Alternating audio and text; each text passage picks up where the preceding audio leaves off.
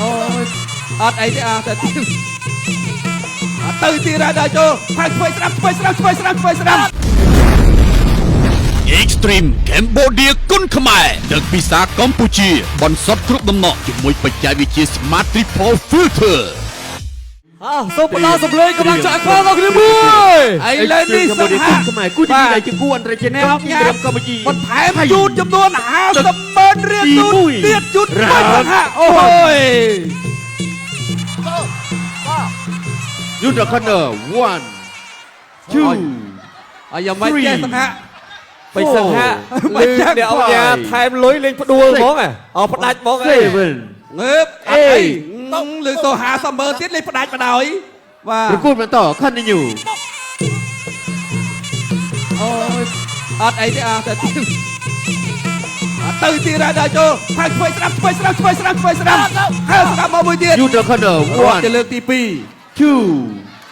3 4 5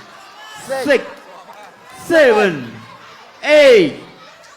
8 រាប់20ទៀតក៏មិនងើបដែរអោសង្ហាហើយខ្ញុំតែកលេចគ្រាន់តែមើលបាទរបាយការណ៍បន្ថែម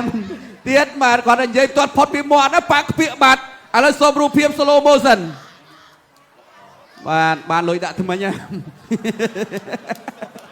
បានលុយដាក់ថ្មិញឥឡូវទៀតមិនតែស្នារូបភាពសាច់ថ្មីដរិចស្ដាំប៉ាក់ខ្ពាកកន្លែងនេះអូនហើយបានមកពីថៃមកពី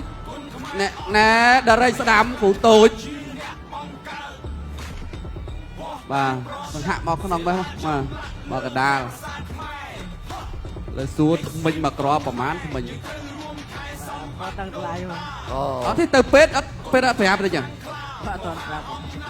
តែដកសិនចឹងថ្ងៃណាបានដាក់2 ខែក្រោយបងបាទ2 ខែក្រោយឥឡូវចេះអ្នកអង្គញា